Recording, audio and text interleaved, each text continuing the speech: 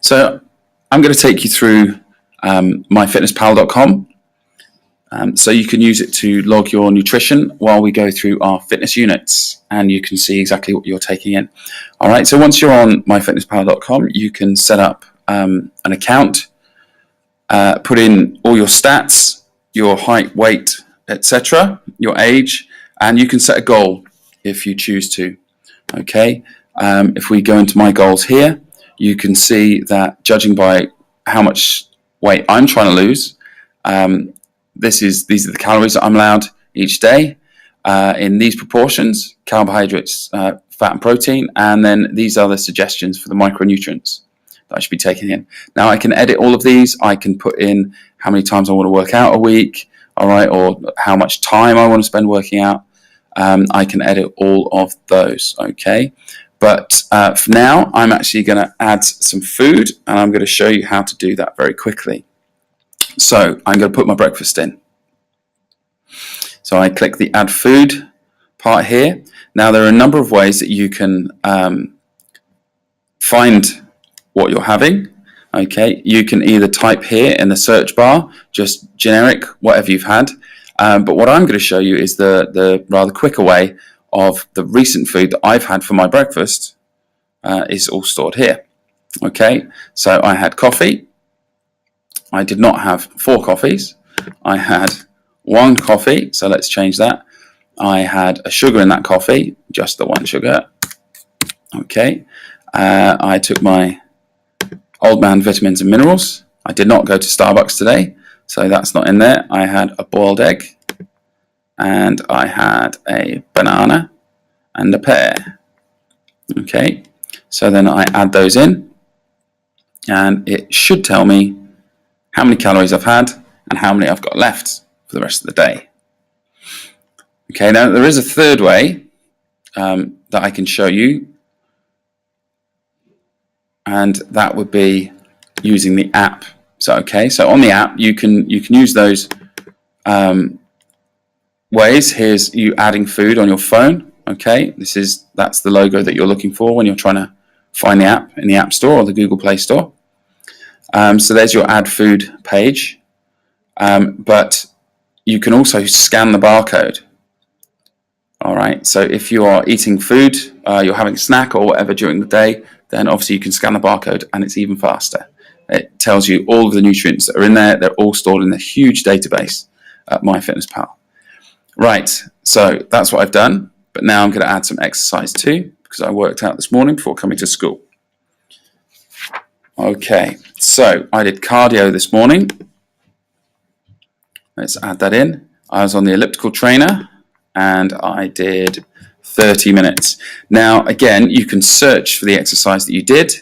There is a huge list that they have in there that they count as exercise.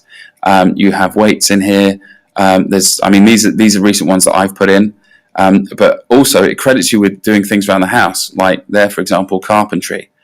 Okay, you can even, if you're vacuuming for your parents, that's in there too. Washing the dishes, that's all in there.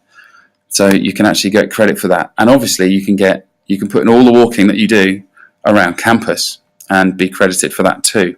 Now what it's going to do once I've put in my food and my exercise is it will tell me not only what I've eaten but also what I've spent. Okay, so you can see there's my goal, 2550. I've had 291 calories of food, but I've also done 446 worth of exercise, so I'm actually beyond. I now have 2,700 calories left to eat if I'm staying on my target. Now it shows me a bunch of reports on myself down there from where I've added things in already, of course. And there are also apps. If we go back to the App Store, there are apps, exercise apps that link with this. Okay, so you can see there are some on the phone here. I'll see if I can bring up the app page in here as well. So all of these apps actually link with Myfitnesspal, and you can share information across from one to the other. So if you're actually using one to help you train, then any of these apps down here, then obviously they will feed into Myfitnesspal and give it more accurate information about what you've done. And you can see that there's actually 5 pages of apps that link with Myfitnesspal. Now, I've found this to be a very, very useful website. I usually use the app on my phone because I always have my phone with me when I'm eating, and I became a little bit obsessed with it at one point, but it did help me to lose weight and get down to my target weight, which I was quite pleased about. However, I took a bit of time off and now I'm back on it again. One thing, though, is that it will show you on your homepage whether or not you're actually balancing out your nutrition, and that's the most important part of this. When you're in here, you can assess the food that you've had. On your phone, you'll actually be able to see a pie chart as well. So in the food diary, let's have a look in the food diary. It should tell me, okay, down the bottom here. All right, so the remaining calories I've had at the top there, my daily goal, my daily goal and how much I've got remaining. Then it breaks it down into the carbs, fat, and protein. Now that's very important, as well as being up the top here. When I've had too much of one, it will actually start to go green and it will tell me off.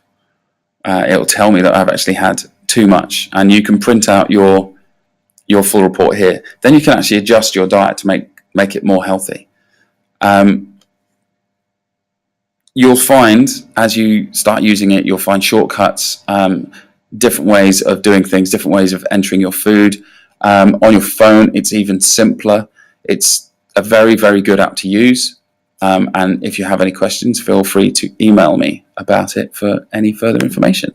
Okay, good luck with your food logs.